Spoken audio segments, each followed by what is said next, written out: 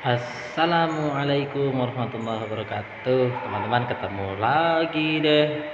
Ya, semoga keselamatan serta rahmat Allah senantiasa meliputi kita semua dan semoga keberkahan senantiasa kita dapatkan teman-teman ya. Sehingga segala sesuatu yang kita lakukan bisa menjadi perantara peningkatan ketakwaan kita kepada Allah Subhanahu wa taala ya. Teman-teman, kali ini agak berani nih saya teman-teman mengangkat sebuah masalah yang dialami oleh rekan saya. Nggak akan saya sebutkan inisialnya. Kebetulan masalah yang beliau hadapi ini membuat saya tersadar bahwa jangan pernah merasa kamu itu orang paling banyak kesulitan ya teman-teman ya. Karena jujur saya disadarkan, untung saja saya nggak mengalami itu teman-teman, karena yang dialami adalah kekurang harmonisan hubungan antara ibu kandung dengan istri dari teman saya ya. Jadi menantu dan mertua kurang baik hubungannya teman-teman. Saya kaget beliau ini ternyata meminta saran dari saya. Sejujurnya ya saya kaget, tapi dengan iringan bismillah alhamdulillah saya bisa membantulah menjawab pertanyaannya. Tapi jujur saya lebih banyak mengarahkan beliau untuk pasrahkan sajalah, lemparkan saja sajadahmu ya, gelar sajadahmu, sholat, nikmati proses sholatnya ya kan. Kalau bingung mau ketemu siapa untuk meminta saran, sholat dulu saja, karena sholat itu adalah yang secara langsung ya ada perintahnya juga kan dari Allah kan. Dalam Al-Quran ada perintahnya, kalau nggak salah perintahnya itu wasta'inu bis-sabri was-shalah. Nah ya kan, di situ lagi baliknya. Jadi saya arahkan ke arah situ terus. Tapi alhamdulillah juga sempat saya tuturkan ke beliau ya bahwa segala kondisi itu harus membuat kita semakin beriman, semakin bertakwa gitu. Kenapa? Contohnya ya, atau semakin kita mendapatkan potensi ampunan gitu. Saya menyatakan ke beliau itu seperti itu.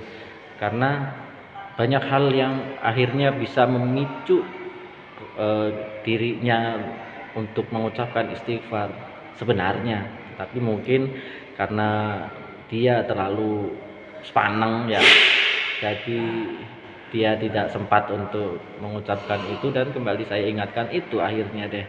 Jadi ketika beliau menceritakan bahwa sang ibu ini terkesan sering mencari kesalahan dari menantu ya, saya bilang ini sebuah tiket buat kamu ya, latihan kesabaran, latihan untuk terus berdoa ya, memohon petunjuk langkah mana yang paling tepat untuk diambil. Nah jadi segala sesuatu itu memang terasa berat ya teman-temannya, tetapi dengan kondisi yang berat ini kan justru memicu dirinya untuk sering-seringlah berkomunikasi dengan Yang Maha Kuasa ya, benar nggak? Dengan sang penguji itu sendiri.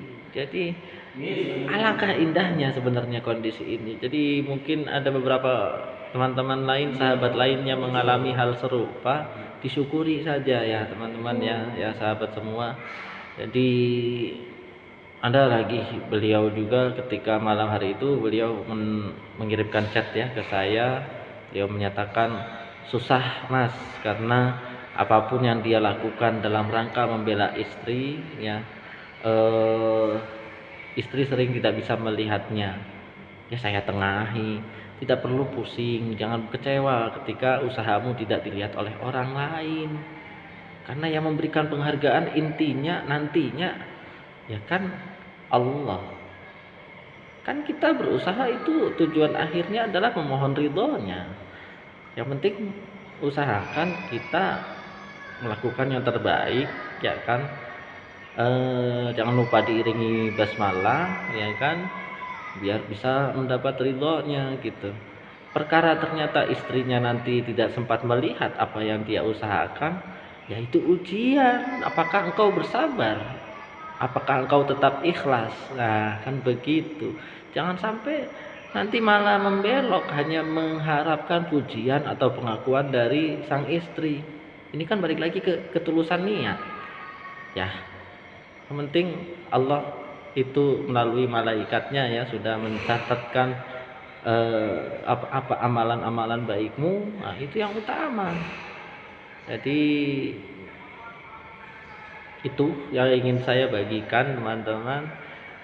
Jadi melalui masalah ini mari kita belajar bersyukur ya, jangan sampai kita termasuk orang yang merasa paling banyak masalah ya kan. Padahal di luar sana masih banyak orang-orang yang mengalami masalah yang mungkin di luar dugaan kita permasalahannya teman-teman ya. Jadi indah tadi malam ya, saya dan beliau ini tukar pikiran. Saya alhamdulillah sempat ingatkan beliau juga untuk tetap perbanyak doa ya untuk orang tua, karena yang bisa saya simpulkan itu di situ adalah memang si orang tua atau si ibu ini eh, masih belum dibukakan mata hatinya ya, karena memang buktinya menurut penuturan si anak ya, sang ibu ini relatif tidak disukai oleh orang sekitar karena lisannya, omongannya agak keras. Dan ketika masalah ini sedang ditengahi oleh sang suami atau bapak dari rekan saya dan adik dari rekan saya, seakan-akan tidak masuk di telinga ya suaranya. Jadi ketika melihat orang tua seakan tidak bisa menerima apapun masukan, ini kan peluang lagi untuk si anak mendoakan orang tua. Bukankah orang tua menginginkan seorang anak yang senantiasa mendoakan orang tuanya? Jadi tiket yang luar biasa teman-teman, seberat apapun masalah kita semua ya, bismillah mari sama-sama saling menguatkan diri. Termasuk saya juga sebenarnya berharap ketika ada teman-teman atau sahabat yang ketularan pola pikir saya pun mendapat berkah berupa peningkatan kemampuan saya dalam hal memanage kesabaran ya dalam menghadapi segala masalah ya, termasuk percikan pahala juga. Terima kasih, pokoknya lah indah sekali momen ini.